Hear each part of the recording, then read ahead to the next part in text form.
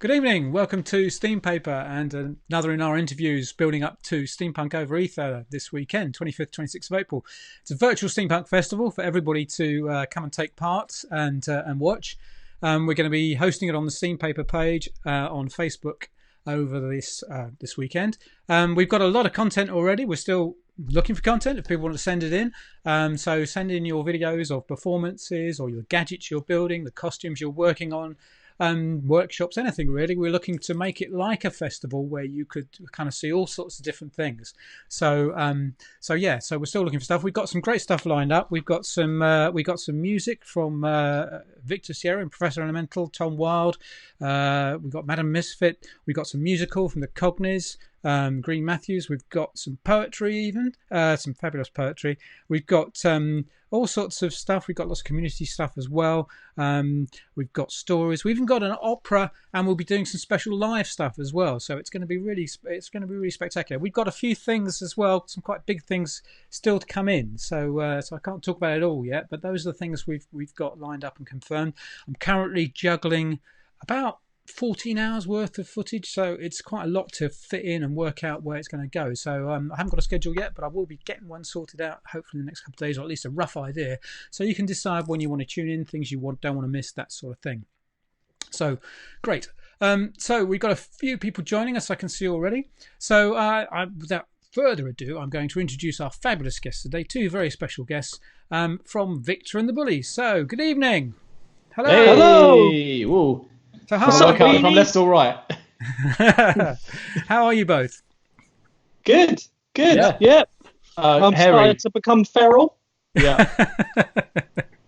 I'm starting to look friends feral. with a spider under the sink. Yeah, I think a lot of people are talking to spiders this week. I know Lady M's been talking to spiders quite a lot. So, but I think she does that normally. Actually, I think it's the gin. Yeah, forbidden snacks. Yeah, too much gin. So I suppose really.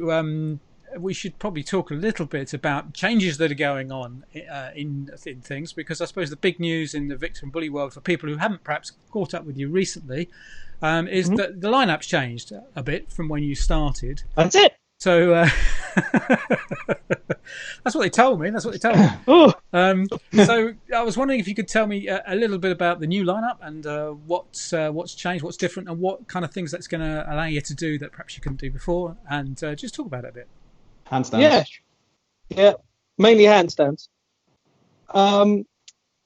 So the main thing is with Joe. So Joe is my right-hand man. He's always been a right-hand man of mine. We've been working together since about 2006. 2006. Yeah, I think we worked out the other day. Well, I left school that year. Yeah, and we started a band called Billy Rebel. Which is like a psychobilly band. I was playing double bass, and Joe was playing keyboard. You've opted for a much smaller instrument now. Yeah, I was making up for something, and so we were playing like 4 gigs a week, weren't we? We were doing an awful lot, and that sort of stuff. We were young though. Yeah. So Joe and I have been playing for years, and in fact, about half of like the Deathbed Confessions album was actually old Billy Rebel songs. Yeah. Joe and I had written together in his bedroom. Yeah, while eating spaghetti. Yeah.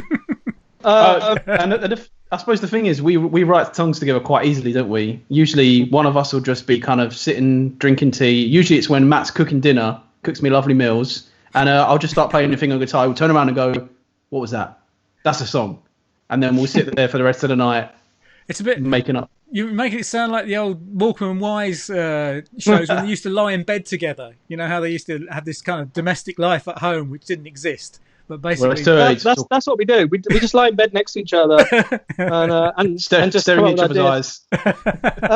So Joe and I have been playing together for years, and last year Joe was filling in for a lot of shows and just joining in.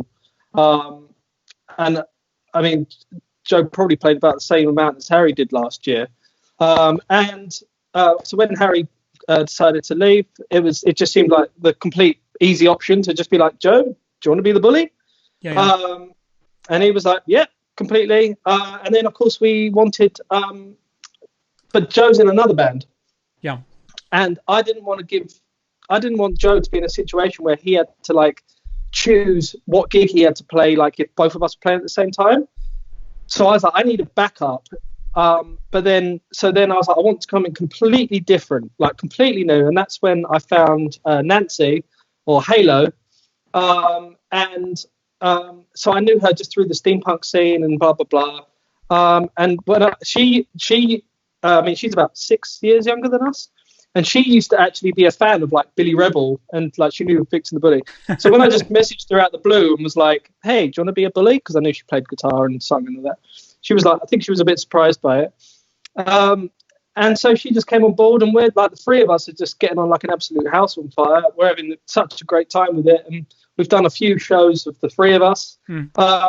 So I mean, even though we're a trio, like we're still a duo. It all depends on the gig and if they want to.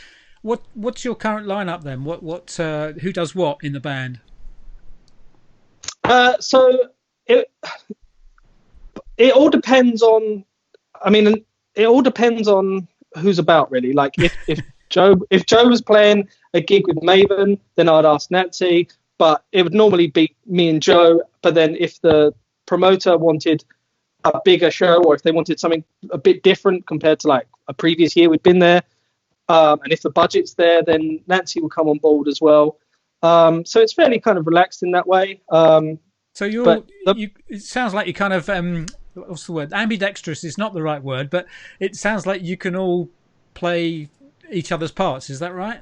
Well, so I play guitar, Nancy plays guitar, but when we play together, we play slightly different parts, so we kind of bounce around each other. So so Matt's always playing the ukulele. He doesn't trade it up for anything bigger. It's all he can handle. Well, exactly. But yeah, so we both play guitar when we play live. So it's been good having her on board. So. Fancy Nancy.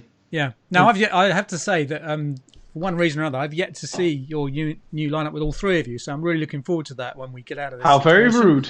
I should. Well, we've only done like 3 shows as a So a thruplets. Before we abruptly got put in detention. Yes. Now I know that the two of you went out to America, which I personally think is quite a big deal. For a band. So how was that? What was your experience of America like? Yeah.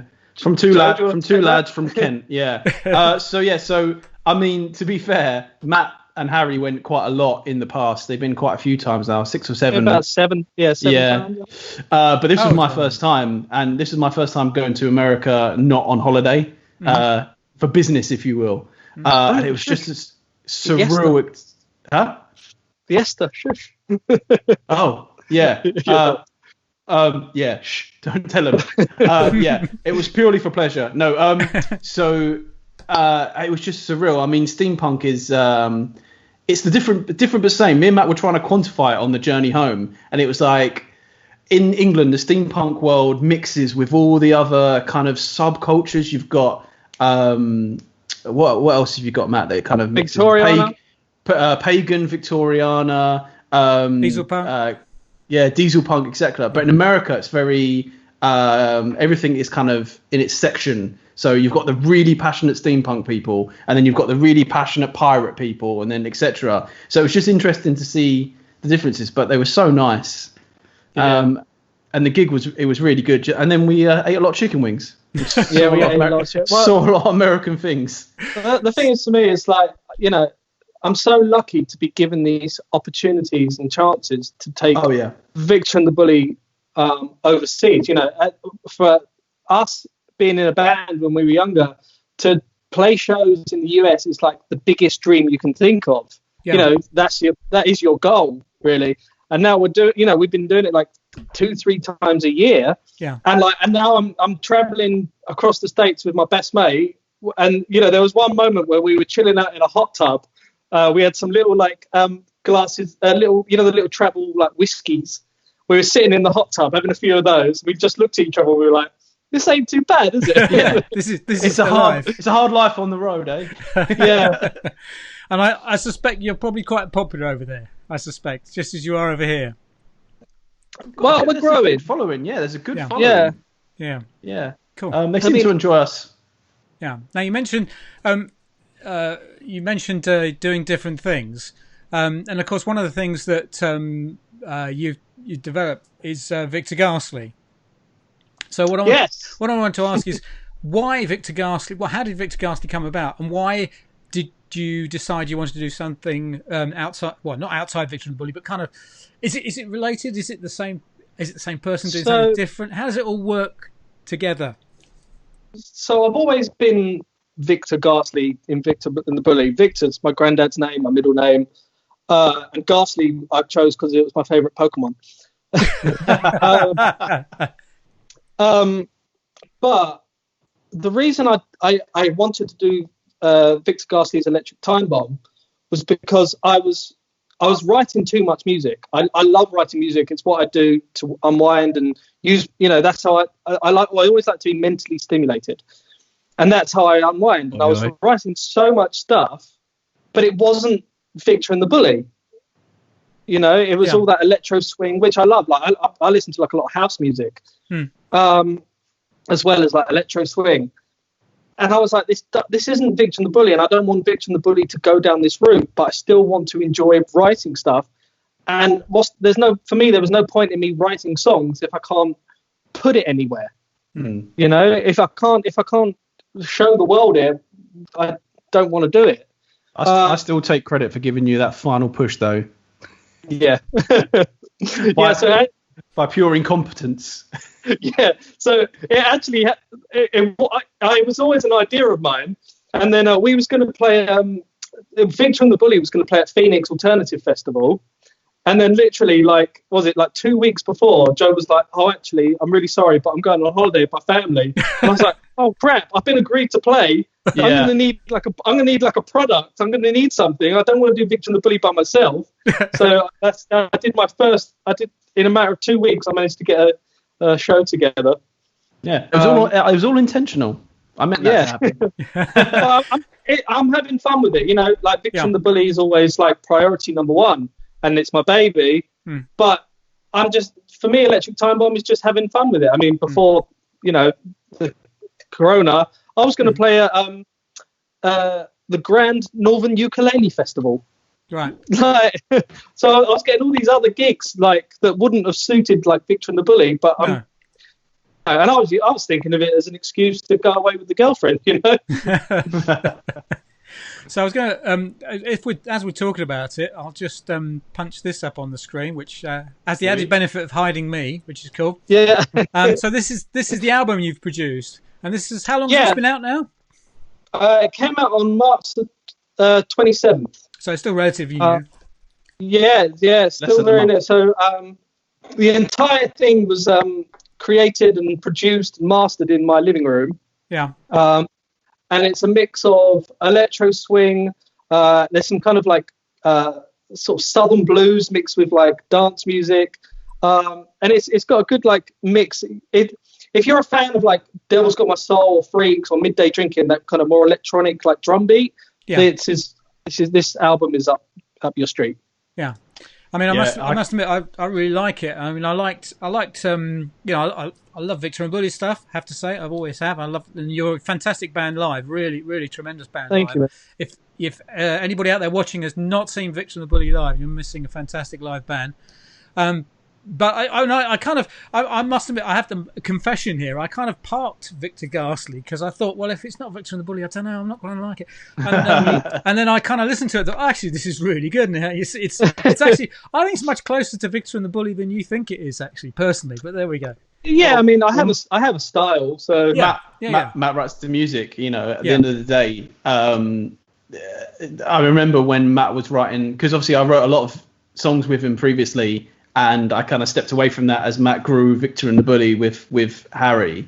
But obviously Matt wrote all the music. And then when it got to the third album, it was actually going to be a solo album for Matt. And he decided, actually, this still is in running with Victor and the Bully. But actually, I think your logic went along the lines of you enjoying writing that type of music, but you didn't want to keep making that Victor and the Bully's Victor and the Bully is about evolving sound. You can go anywhere. You know, when we've been writing our stuff for this next piece, which we'll talk about, I imagine, in a bit, we've gone all over the place from kind of mariachi music to kind of bluesy to house music. Victor and the Bully is a bit of a tool that allows you to go anywhere. But this this is obviously an outlet for Matt's kind of electro swing, and it is full of certified bangers. I can attest to that. It's all about those rises and drops. Yeah.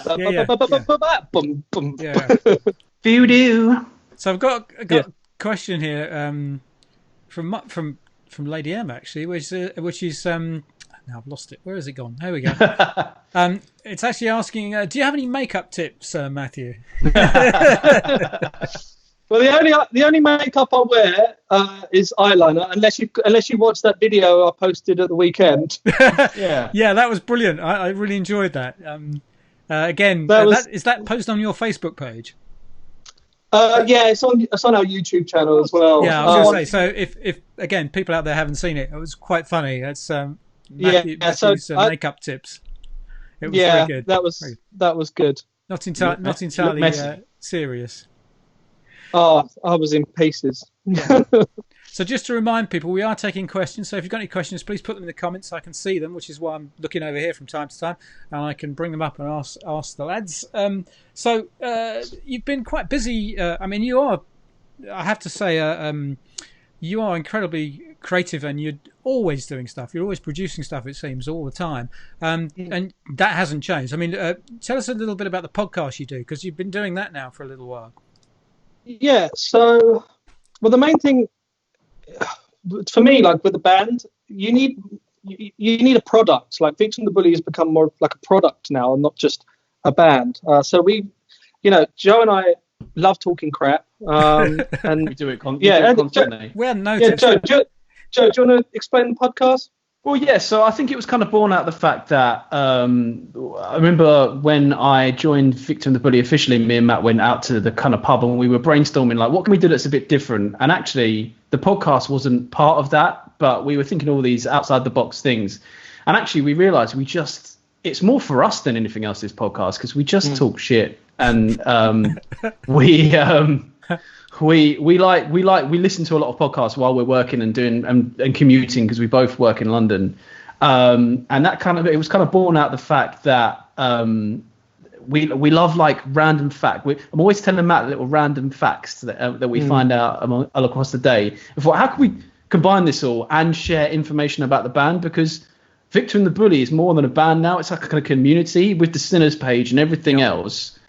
There's a real active community, and you couldn't ask, as a band, you couldn't ask for anything more than that. But sometimes what you know about a band or an artist stops at the music or really cheesy documentaries they used to do on MTV when I was a kid. So it's actually, how can we have a bit of fun, do something for us, and peel back the curtain a little bit on people getting to know us? It's also been interesting because, we've only done 8 episodes so far, and I mean, obviously we can't really do it now, but we're going to look at doing it. But we've been interviewing other bands as well. Yeah. And so for us to talk to other performers from like a band point of view is just a different view on it. Yeah. And one of my favorite things on the podcast is the Blankomatic. Mm-hmm. Yeah. So we have a generator that we find. And it will search, like, you can create like a romance novel, or you can create like a letter to your local politician, blah, blah. And you fill in these adjectives or verbs, and you fill in the names and blah, blah, blah, with anything you want. And then click generate, and it will create this thing based on all your answers that you put in. And nearly every episode on this podcast, I am crying with laughter. Yeah.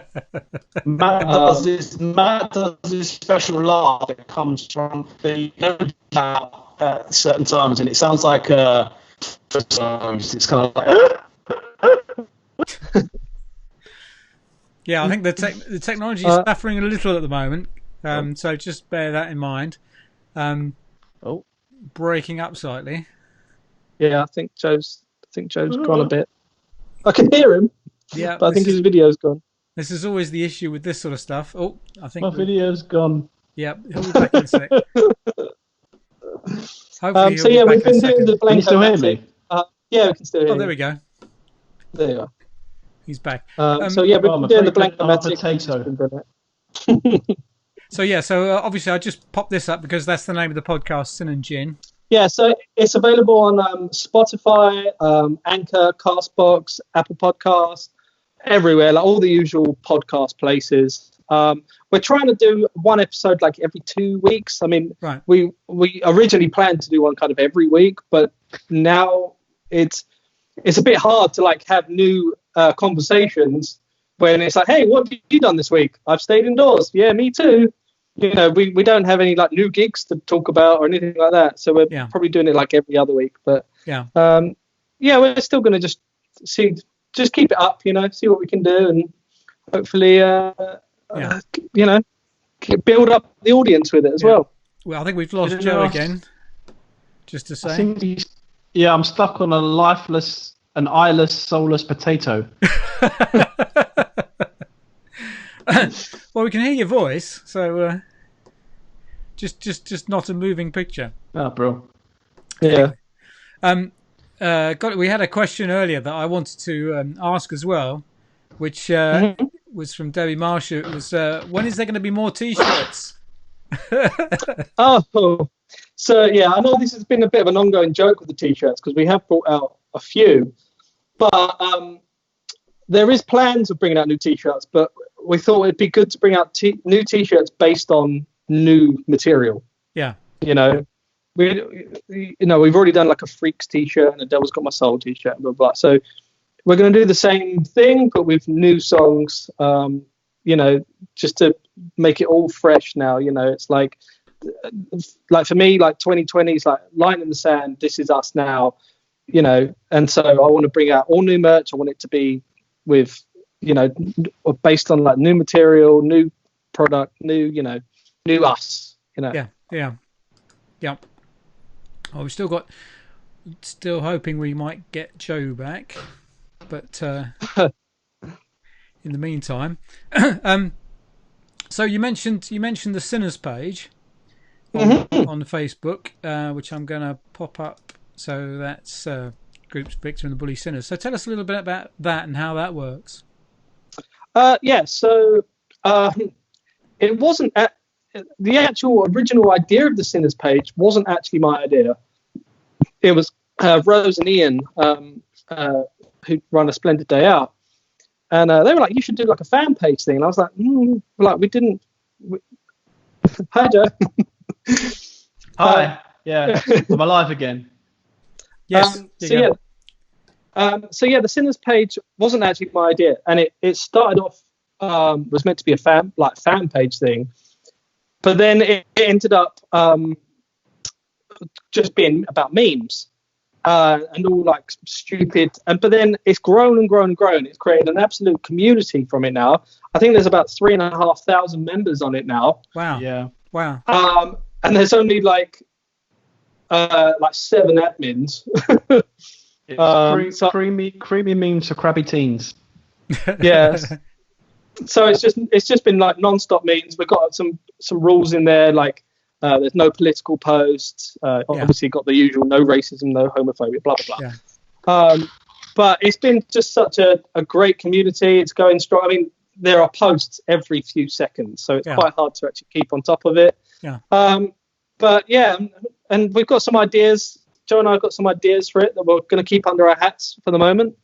Watch this space with the Sinners page. But yeah, we've got some ideas to make it more of a community as well. Got a couple of questions from people. So this one's going to make you laugh. Andy's saying, when did the potato thing start? Christ, it's in my nightmares. Yeah. So I'm, as everybody knows, I'm really bad at remembering lyrics. And it first started, I think, playing at Subaquatic in Gospel. We was playing this amazing submarine museum. And it was outside, and I think it was on Freaks. And it's normally on Freaks. I always forget the lyrics on Freaks. and I completely forgot the lyrics. But as I looked up, there were all like food stalls and stuff. Yeah. And there was a food stall that just sold like different types of chips. And so I couldn't remember the lyrics, so I just started singing about what was on this food stall to the tune of Fricks, you know. And then the chorus came, and it was like, "'Cause we're fabulous, ridiculous." But you know, the verse bit, no idea. I was just singing about like checked potatoes and fries and all that sort of stuff. I mean, it's always interesting to know, like, see how different singers deal with it, because in my other act, our singer does this like garage MC thing. If you remember the '90s, he'll just start going and then get to the until he gets to the chorus.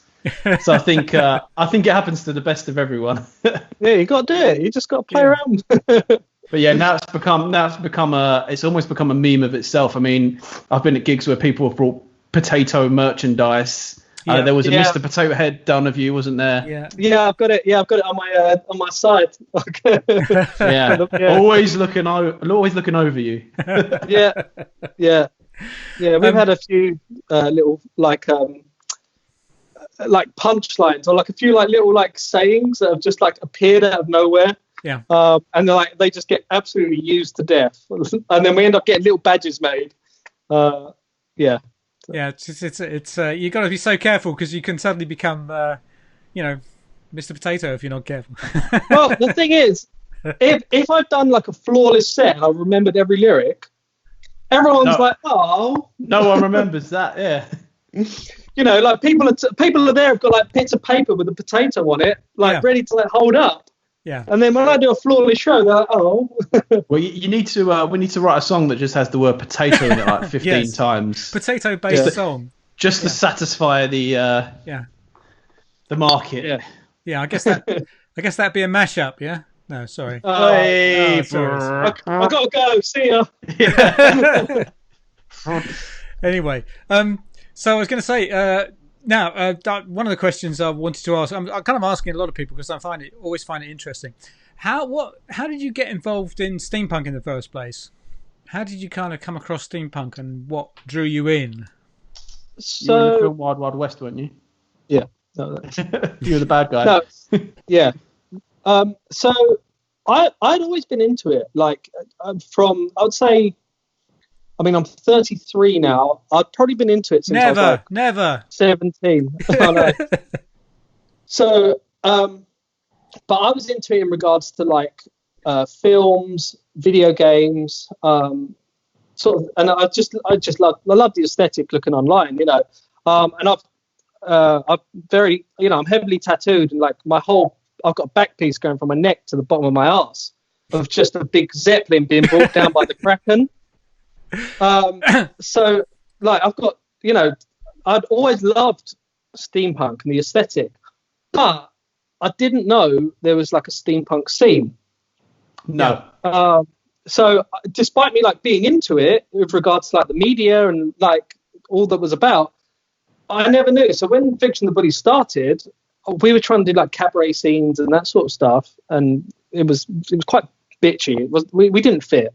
And then we did our first steampunk gig at a Splendid Day Out. I think it was October 2015, and it was, you know, absolutely incredible, you know, to be brought into it. And then it was like, oh, what other steampunk events are about? So it's like, then the second one was the Surrey Steampunk Convivial, and then it just went from there. And I was just messaging these promoters and stuff, going, "Hi, this is who I am. Like, we played here, we played there," and you know, we were taken on board straight away. And the first steampunk event is where I first met Monty as well, Montague Trap Fromage. Yeah. And he helped us out massively with like going to the US shows as well. Yeah. I think I'll just caveat that. I mean, steampunk is a relatively new thing. It's something that I've found through Matt, and you know, playing in Victor and the Bully as a stand-in, and then now as a member. But from the kind of scenes I've played in the past, you know, punk, I've been, you know, the metal scene, the rock scene. It's usually elitism and sweaty teenagers usually, and you know, the cool thing about steampunk as well is, as well as the community and the fantastic imagination that people have for their costumes and sets and events, the music is, you're not bound to anything. If it's good music and it's catchy and people can dance to it, they'll like it. You could be naked on stage with a kazoo. If it's a catchy tune, they're into it. But you're not bound. I think you'd have to be wearing goggles as well. Some cogs on the kazoo maybe. But I think you're not musically or technically bound by anything, and you get to wear lots of leather. I mean, like, I think one of the big things, like the steampunk music scene compared to other music scenes, is like Joe and I have been playing in bands for years, and like whether it's been in our first psychobilly band or like Joe's current band Maven, you turn up to gigs and no band talks to each other. It's very like everyone's stuck to themselves. Everyone's kind of like, you're almost competing against each other. And there is none of that in steampunk. Everyone's everyone is getting involved. Everyone helps each other.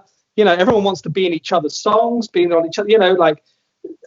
I turn up to gigs and I look at like who I'm playing with, and I'm excited about who I'm playing, whether it be Cats of the Lost Waves, Prof, Alice Strange, the Wattingers, whoever. And I'm looking at them like, oh yes, cannot wait. I haven't caught up with them in ages. Like, I'm so excited just to hang out with my mates, In fact, that brings us on to a question somebody's asked, actually. Ali's asking, any ambitions for collaborations, and who with? Or who would you really want to collaborate with? I know you've done a few collaborations and you've mixed other people's songs as well. Michael Jackson's Hologram. Yeah. Michael Jackson's Hologram. Yeah. Yeah. Well, obviously. So, one I've been in contact with, who I'm still working at, still trying to sort out, is I've been working with The Cog is Dead. Oh yeah. I've actually got some vocals down for a track I did with Alice Strange. Yeah. When because she came to record Am I, and we got like another track down. Yeah. But I'm talking to her on Wednesday night, so I'm really looking forward to that. Yeah, really looking forward to that. So I've been talking to Prof about doing a track for Electric Time Bomb. Yeah. Because obviously that will fit in well. But they all just kind of come in. Like Joe and I have been working on a track where we'd like to get Martin Wattinger from the Wattingers in. Mm-hmm. We're happy to just work with anyone, really. Like, but it all adds to the scene, doesn't it? It all adds to the steampunk community, and the more people you can get involved in each other's tracks, the better. Yeah. Spread it like a fine jam. Yeah, I mean, I think one of the things about the steampunk community is it's a very creative community, but it's also a very supportive community. And there's lots of people out there who have perhaps performed for the first time, written their first book, or made their first thing, or created their first costume. And because the community is so supportive and collaborative, I think it's brilliant. And if you want advice from anyone or help, there's everybody will come and help. And I think one of the things I will say is that organising this event, Steampunk Over Ether, coming out this weekend, I've asked loads of people, to do stuff and provide stuff, and nobody said no. Not a single one of them ever said no. They've all said, yeah, we'll do something. We'll do something. It's been brilliant, and it's just that kind of community. It's fabulous. Yeah, well, it's addictive. Like the funniest thing. So last year, I had a spare place basically. So I was playing a gig in Whitby, and I had a spare train ticket and hotel room, basically. And I was like, well, who am I going to take? And I took my dad to his first steampunk event, right? Yeah. And he's like, I'm not wearing any of that stuff. I'm not going to do any of that. And I said, all right, so I gave him a Victor and the Bully t-shirt just so he felt a part of it, Yeah. And so we're there, and throughout the day, he's like, oh, I like that guy's thing. Oh, look at that. Oh, look at that. And then he was like, I think when I come next year, I'm going to think that kind of. And I was like, you said you weren't going to wear anything. And then he's like, no, you're talking about going next year. Yeah. And he's like, yeah, I'll bring your mum as well. So that's how it gets you, though, isn't it? That's how it gets you. Yeah, it does. And he's at the bar chatting to everyone. I'm off down doing sound check. And he's chatting to everyone coming back and forth, Yeah, it's how they get you though. Now, one of the things I was noticed when I was kind of looking around, and I have to say, I did a little bit of research, a little bit of stuff, and I happened to notice on your SoundCloud you did quite a lot of covers and a few Disney songs there. So oh yeah. Now, firstly, what was the story behind that? And secondly, I just wanted to mention that you're actually giving those away for free, I believe. So if anybody's bored, wants some free entertainment, that's a fantastic thing you've done there.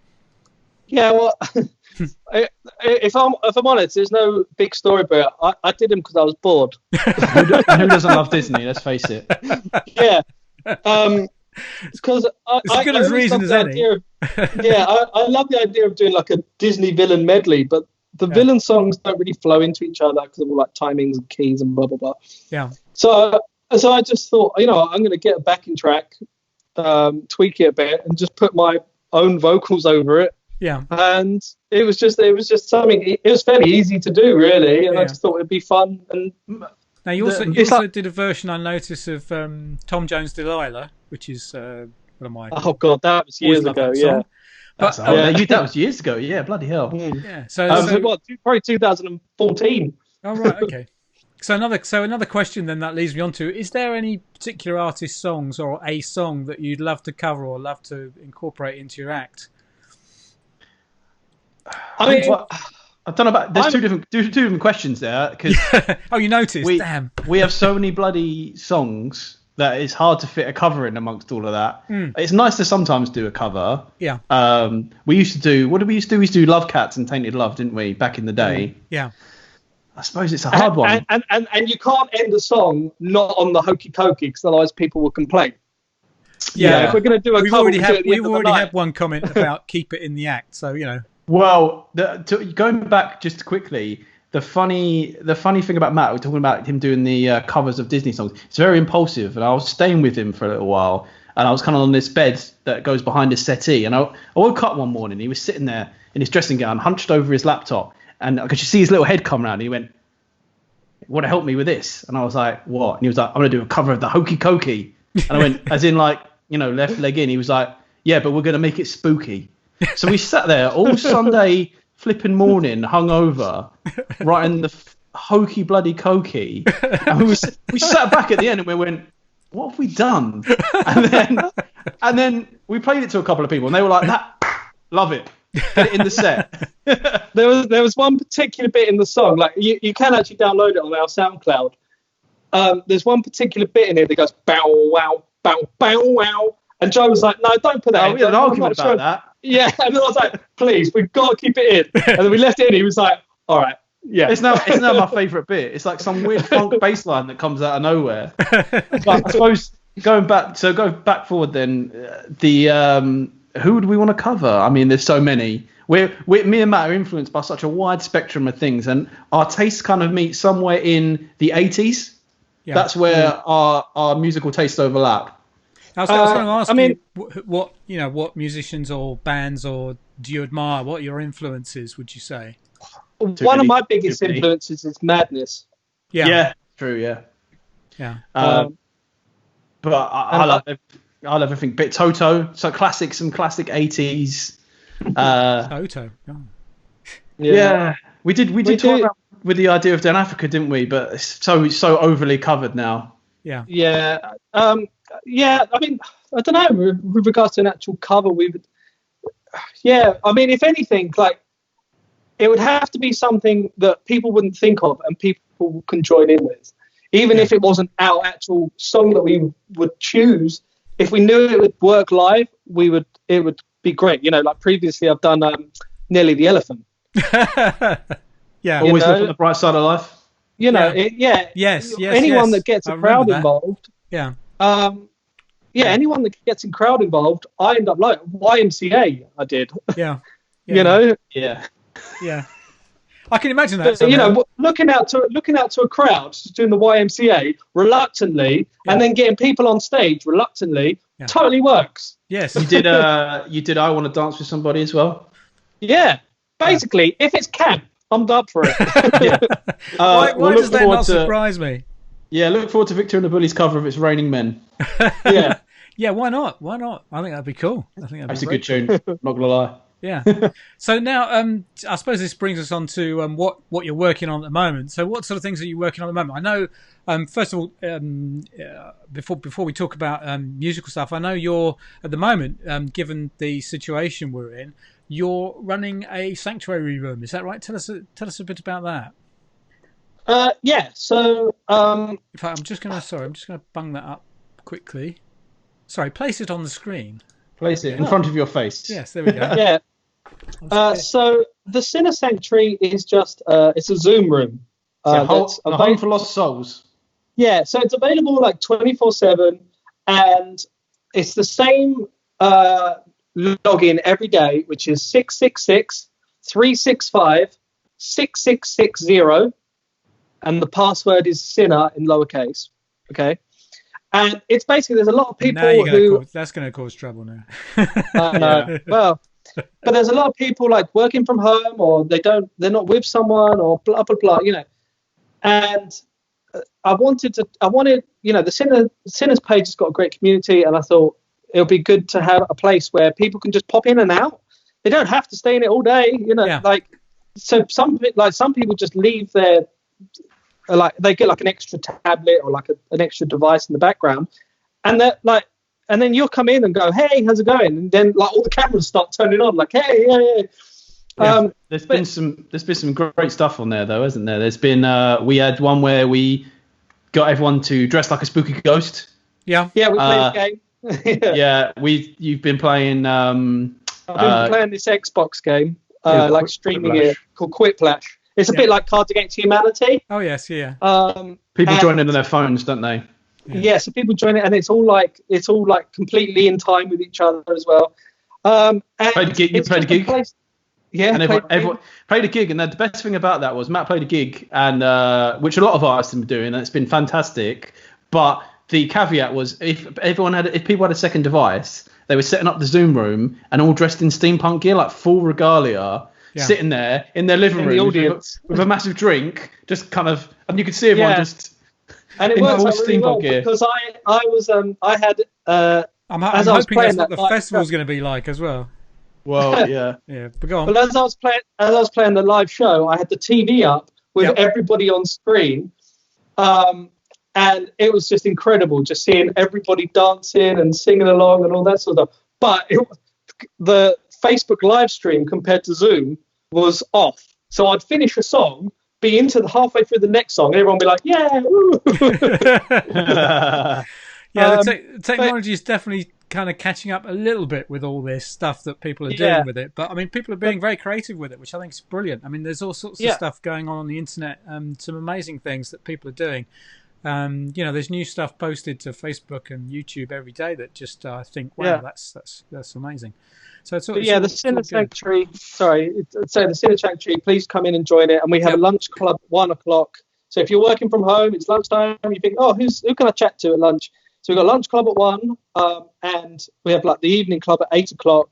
And it's just come in, even if you just want to talk. And what's been great, I've been like with the Sinner Sanctuary, it's been combining the UK and the US steampunks who would have never have met before. Yeah, which if you stay up late enough as well, you catch them in the evening. But it's been funny because it will be like 10:00 here and I don't know 5:00 there, and we were talking to someone who was out fishing in the kind of late afternoon, and it was like nearly the middle of the night here. It was an interesting dichotomy. So basically, you get a lot of pissed English people talking to very sober Americans. Is that right?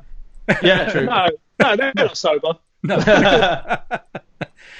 So now that sanctuary, if people want the details, they can also find it on your Facebook page. Is that right? Yes, it'll be on the Sinners page. If you look in the announcements, it's all there. Cool. So let's move on to what you're working on at the moment, because I gather there's a new album in the offing. Is that right? Yeah. So when me and Matt kind of sat down, obviously the number one thing we wanted to do was start working on a new album, and like I've alluded to before, there is no real direction we're taking this in. There's no real style. We've kind of me and Matt are influenced by so many things. I mean, the first couple of songs we wrote were very Spanish kind of mariachi influenced, and cool. One of them we've got completely recorded almost. We've been playing it live, and it's been getting a great reception, actually, to be fair, hasn't it, Matt? Yeah, really good. And it's got Halo singing on it as well. Yeah. So we're combining our voices. We kind of fit all the ranges. Nancy's voice is very high. I'm kind of in the upper high, and then Matt's got kind of in the middle. I sound like a game show host. Game show host, yeah. But we've got kind of like a southerny type song. But when we actually sat down and looked at the list, we've got this kind of running list of things in various levels of how much we've worked on them. And to be fair, so far we've got 14, 15 songs in various levels of completion. Mm-hmm. So we're hoping to kind of write as many as we can, and then kind of cut it down to kind of the best ones. But yeah, and it's been really natural. I think for me, it's been a really natural writing process. Yeah, like we do. Like this is the funny thing I find with Joe and I's writing. Like, Joe would come over and we're like, I mean, obviously we're having to do everything digitally at the moment, which hasn't. We're still working. We've got so much to work on that we're not really thinking of like new ideas right now because we're working on what we already know we have. But when a new song does come about, I would literally be like, Joe would come over, I'd be like cooking dinner or whatever, and Joe would be mucking about on the guitar, and he'll start singing about poo, or singing about willies, or just some stupid song. But it would actually have like a good like riff, or a good like hook to it, and I'm like, oh, what was that? Like he started singing one song about his left shoe, and then he's left out in the rain.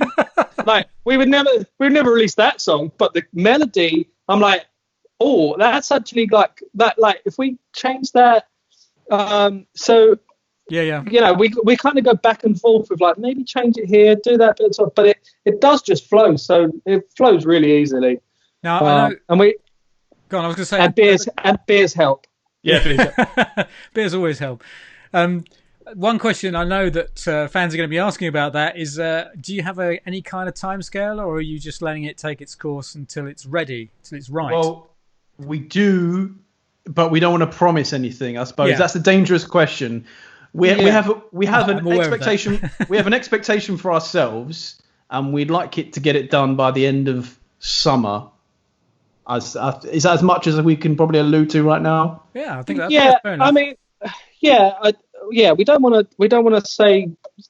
I mean, the hardest thing right now is that we can't be in the same room together, and which is when we get juicy and creamy. Yeah, and sometimes we could write as much as we need to in our own place, but you do need to still be there in the same room, and that's what works. That's what works for us. Especially at the beginning and the end of the process. Because usually the kind of what we do is, like Matt said, you will write the beginning of a song together, then maybe I'll go away and do some guitar and structure, and then Matt will put it all together into his big pot and put all of the wonderful weird sounds and absolute nonsense, and then write some lyrics and kind of melodies, and then what happens is we usually come back together, and it's almost like finishing off a jigsaw. You put the last couple of pieces in, make sure it all kind of flows. So that's, I suppose, that, like Matt's saying, that's been the hardest bit. It's not having that end time and finding. I suppose we're all trying to find ways, like we're doing right now, of working around this situation. So I suppose again, it'll be how do we come out the other end. So we'd like it to be done by end of summer, but this is a weird year. And we wouldn't want to release an album that's not done without it polished. Like Joe and I are absolute perfectionists, and the one thing that we both said is that we want it to still have that more of like the spooky vibe that Deathbed Confessions had as well. Yeah. So we still that kind of spooky vibe was our starting point, and it'd be good to come back to that. Yeah, and it'd be good to kind of branch across all, because all three albums have a bit of a different flavour. So it'd be good to kind of, show how how the band has grown since then by. Yeah. Jesus. Yeah. Sorry, I got distracted by a very, very large army helicopter that just flew right by my window. Is this the times we live in? So kind of branching across those three albums and then using that as the foundation and making something different but familiar.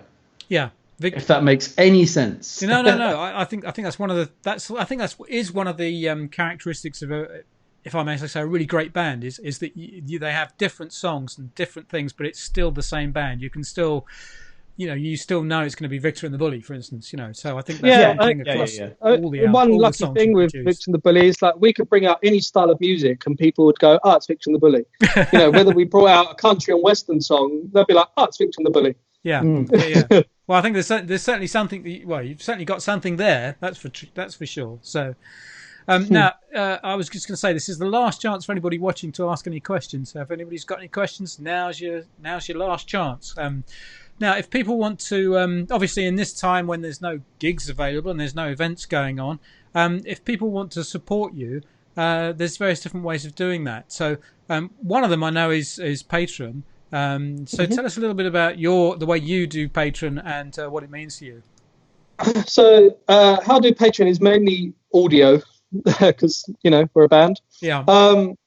So how I do it is if I'm working on a song, even if I'm like quarter of the way through in it, like working on it, I'll then put it on Patreon and go, "Hey guys, what do you think of this?" Like most people had heard the Electric Time Bomb album way before it was released, and so as I'm writing songs or as I'm working on them, I'll just upload them and just get people's opinions. If they go, "I don't like that bit," or "I really like that bit," or "I think this," or I say, "Hey guys, any idea about lyrics? Like, what does this make you think of?" Somebody may come like with an idea, and that will be what I run with. And you can it's all in dollars, but so you can join Patreon from as little as $1 a month. Yeah. And that goes upwards. But it's just been a way for me to release stuff for people to hear early and it gives me sort of enthusiasm to keep driving with it. Yeah. And again, I mean, there are some people who go on Patreon and then don't actually do very much with it, but you're definitely not one of those. As I say, this is what I was saying about you being creative. You're constantly doing stuff on Patreon. Well, you're constantly doing stuff everywhere, frankly, but Patreon is no exception. So. Yeah, I mean, people have faith in you, and they're paying, monthly. Yeah. And even if I get the feeling that I have to say, I get the feeling though you'd probably do it even if people weren't paying any money. I think you're just one of those people, who's just terribly creative and needs an outlet for it. Like, I mean, the Professor Elemental, it strikes me as being very much the same. He just has this need to be creative. Yeah. That's probably been the biggest struggle I've had in with what's going on right now is that I'm such an eccentric. Oh no, I love surely people. not. Yeah, but I love people. I love playing.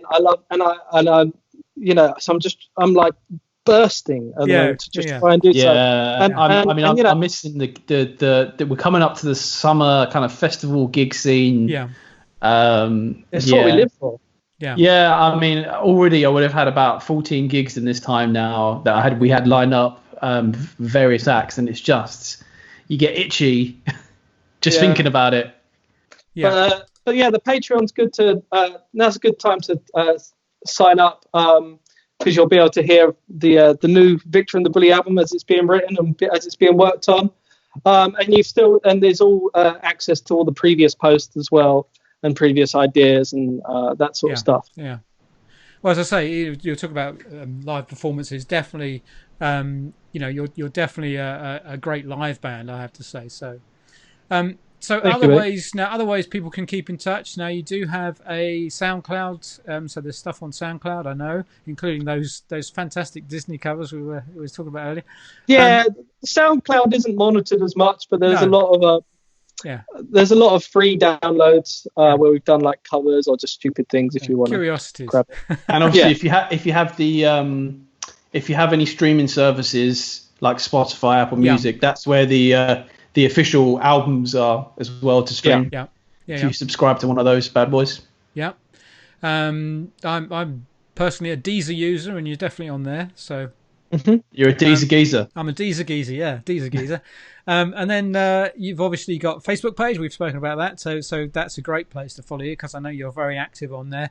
And of course, you also have a website, which I think is that links to your shop, doesn't it? The website as well. So if people want to, yeah, it's just a big cartel. It's a shop. yeah. But yeah, so yeah, and then of course, yeah, we've got the Sinners page, the Sinners Sanctuary, and Sin and Gin podcast. So busy boys, which also all have their own Facebook page as well. Sin and Gin's got its own Facebook page, and so does Electric Time Bomb. When this live is over and it goes up on Facebook, I'll be posting all those links in the description, so that people can click on those rather than reading them off the screen and go to those.